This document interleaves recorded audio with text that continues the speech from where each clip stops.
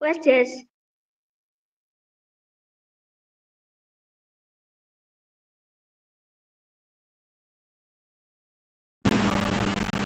Wes. Assalamualaikum warahmatullahi Assalamualaikum warahmatullahi wabarakatuh. Kami dari kelompok 3 akan mempresentasikan materi terkait akuntansi nilai saat ini dan akuntansi tingkat harga umum. Next. Baik, anggota kelompok kami yang pertama ada Agisa Indi dengan NIM terakhir 045. Yang kedua ada Ferry Herianto dengan NIM terakhir 093. Yang ketiga ada saya sendiri, Oktaviani, dengan NIM terakhir 201. Yang keempat ada Jessica dengan NIM terakhir 273. Dan terakhir Susilo dengan NIM akhir 319. Next. Baik, kepada rekan saya yang bertugas, saya persilakan.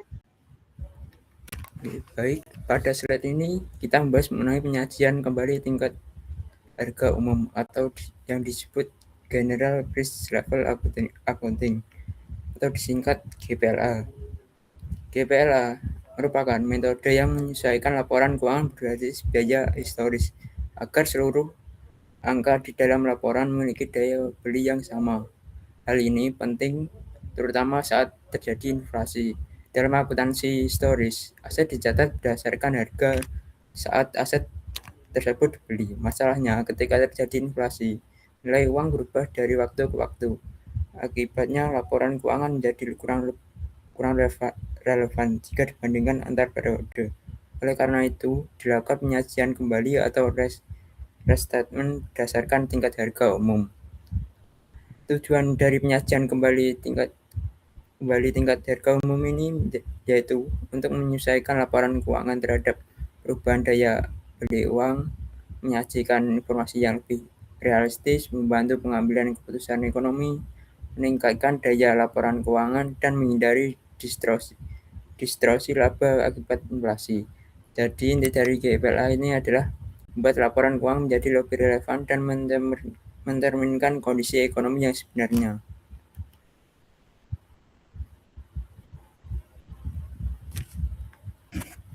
Misalnya pada saat ini, jelaskan bahwa metode GPLA menggunakan indeks harga umum seperti indeks harga konsumen atau IHK, menyesuaikan akun-akun dalam laporan keuangan. Dalam metode ini terdapat dua jenis pos, yaitu pos moneter dan pos non-moneter. Pos moneter adalah akun nilai tetap dalam jumlah uang tertentu, contohnya kas, piutang, dan utang. Sedangkan pos non-moneter adalah akun yang nilainya berubah mengikuti kondisi ekonomi atau harga besar seperti persediaan dan aset tetap.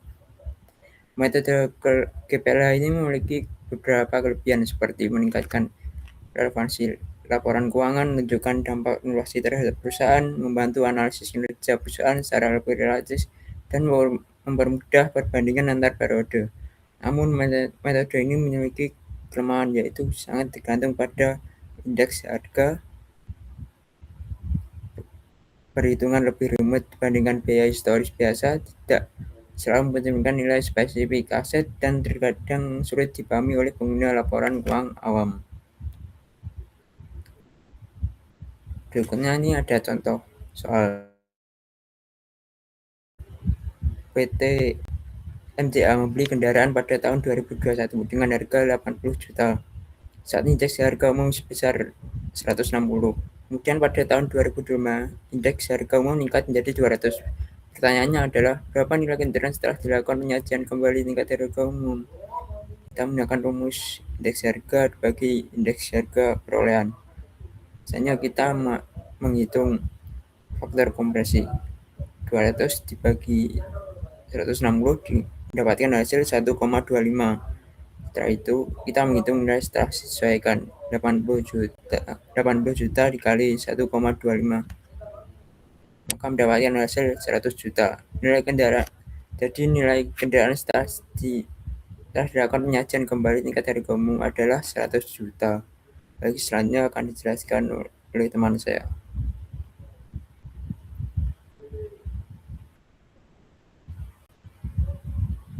Baik, di sini saya akan menjelaskan tentang konsep penyesuaian akibat tingkat harga umum. Nah, di sini penyesuaian akibat tingkat harga umum itu didefinisikan oleh suatu proses menyesuaikan nilai dalam laporan keuangan tersebut yang mana laporan keuangan tersebut tidak konsisten karena adanya suatu inflasi atau deflasi gitu kan. Nah, sehingga penyesuaian ini ditujukan agar informasi keuangan itu tetap relevan antara periode satu dengan periode lainnya gitu.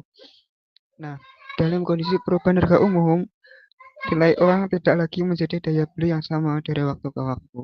Nah, dari hal tersebut, akun-akun dalam laporan keuangan tersebut harus disesuaikan agar mencerminkan kondisi ekonomi yang sebenarnya. Baik, next slide.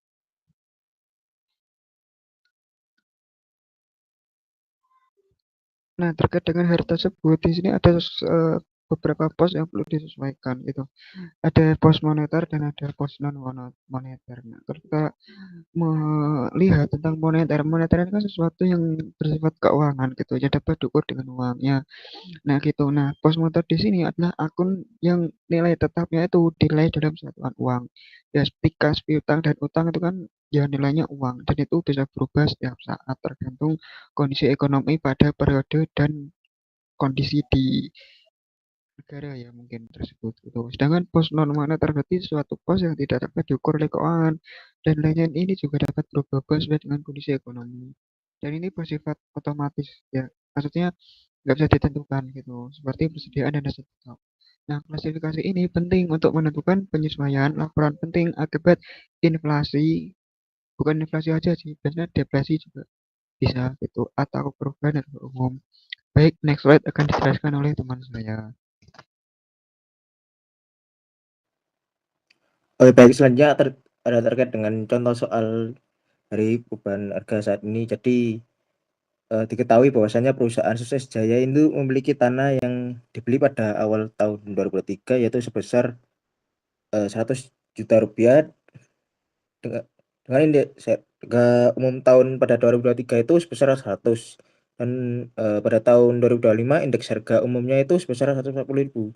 Jadi untuk pertanyaannya itu berapakah nilai tanah yang disesuaikan dengan tingkat harga umum per tahun 2025? Jadi langkah pertama yaitu kita memasukkan rumusnya yaitu nilai disesuaikan itu sama dengan nilai historis dikali indeks tahun yang disesuaikan dibagi indeks tahun perolehan. Jadi angkanya dimasukkan jadi nilai historisnya itu sebesar 100 juta, terus indeks tahun yang disesuaikan itu dimasukkan yang tahun 2025 yaitu sebesar 140, terus untuk indeks tahun perolehannya itu dibagi pada awal 2023 yaitu sebesar 100. Jadi menghasilkan dengan 140 juta rupiah. Nah, hasilnya itu berarti kan setelah penyesuaian itu akibat kenaikan tingkat harga umum, tanah yang awalnya itu sebesar 100 juta itu diakui itu menjadi sebesar 140 juta dalam laporan keuangan yang disajikan kembali berdasarkan tingkat harga umumnya. Oke, mungkin itu saja untuk contoh soalnya bisa dilanjutkan oleh rekan saya.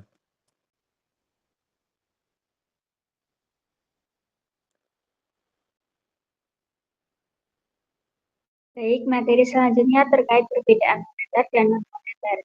Nah, yang pertama pos moneter, di mana pos moneter ini dapat didefinisikan sebagai aset atau kewajiban yang nilainya tetap dalam jumlah uang dan akan diterima atau dibayar dalam nominal tertentu di masa depan. Nah, adapun ciri-cirinya, yang pertama itu nilainya dinyatakan dalam jumlah rupiah yang pasti, yang kedua tidak berubah mengikuti harga pasar, dan terakhir terpengaruh inflasi karena daya beli uang turut berubah. Nah, adapun contoh dari pos moneter yaitu kas, piutang usaha, utang dagang, utang bank, dan deposit. Nah, contohnya itu jika perusahaan memiliki piutang sebesar 100 juta, walaupun terjadi inflasi, jumlah yang diterima itu tetap 100 juta. Tetapi nilai real atau daya belinya itu bisa menurun.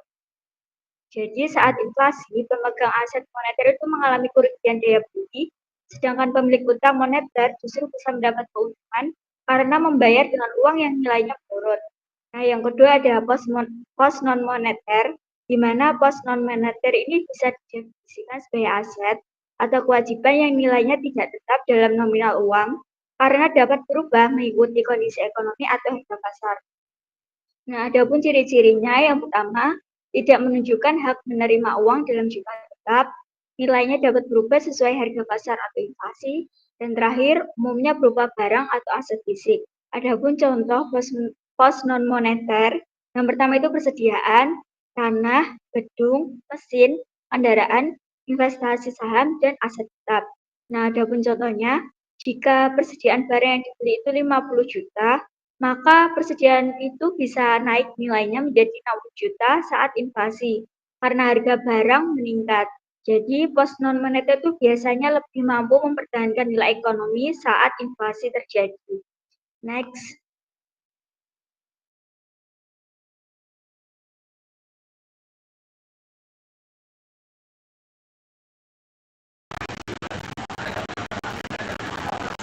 Baik, selanjutnya ada pengertian dan fungsi indeks harga.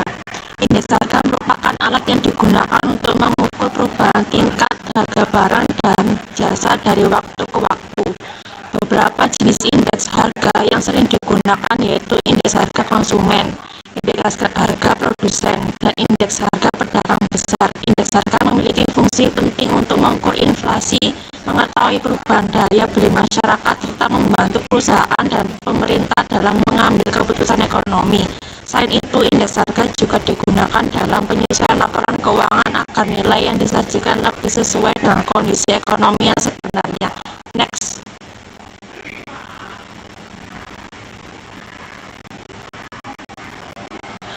Indeks harga juga digunakan untuk membandingkan periode harga dari satu periode ke lainnya. Dengan adanya indeks harga, perusahaan dan pemerintah dapat mengetahui kondisi ekonomi serta menentukan kebijakan yang tepat dalam menghadapi inflasi dan perubahan harga di masyarakat. Selanjutnya akan dijelaskan oleh teman saya.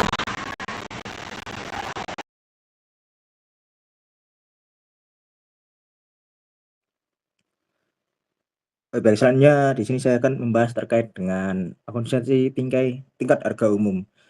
Jadi pada slide pertama ini tuh membahas terkait dengan fondasinya terlebih dahulu. Jadi metode ini tuh dikembangkan untuk mengatasi kelemahan akuntansi biaya historis yang mencampur nilai nominal dari berbagai periode tanpa mempertimbangkan perubahan daya beli uang.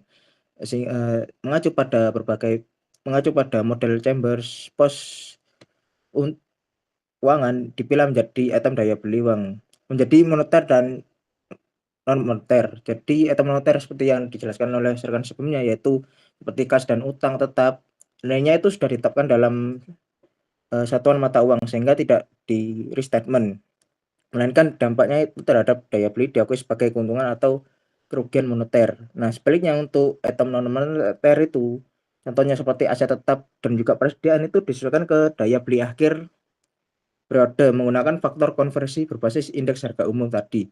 Nah, jadi hasilnya itu laporan keuangan itu menggunakan denominator yang seragam sehingga data menjadi lebih konsisten dan juga dapat dipertimbangkan secara andal. Bisa di next.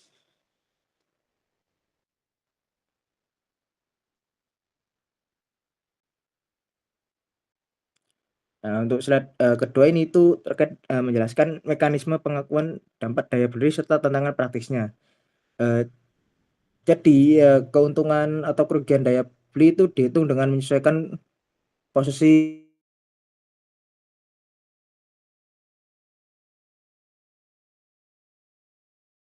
membandingkannya dengan posisi aktual akhir periode. Nah, kemudian selisih yang muncul mencerminkan dampak inflasi atau deflasi terhadap likuiditas perusahaan. Jadi meskipun pendekatan ini itu meningkatkan kualitas pendapatan,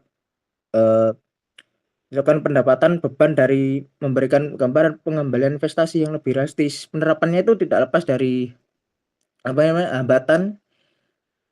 Pembelian indeks harga itu menjadi titik kritis di mana CPI itu cenderung memiliki bias ke atas sementara deflator EMB itu cenderung bisa ke bawah. Ditambah kompleksitas klasifikasi posisi dan pertimbangan efisiensi biaya. Nah, akuntansi tingkat harga umum ini tetap relevan sebagai instrumen pelaporan bagi perusahaan dalam lingkungan inflasi tinggi selama penerapannya itu disertai yang namanya itu pemahaman terhadap asumsi dan juga batasan metodologinya. Ya mungkin itu saja untuk pembahasan terkait dengan akuntansi tingkat harga umum. Saya kembalikan untuk ke moderator.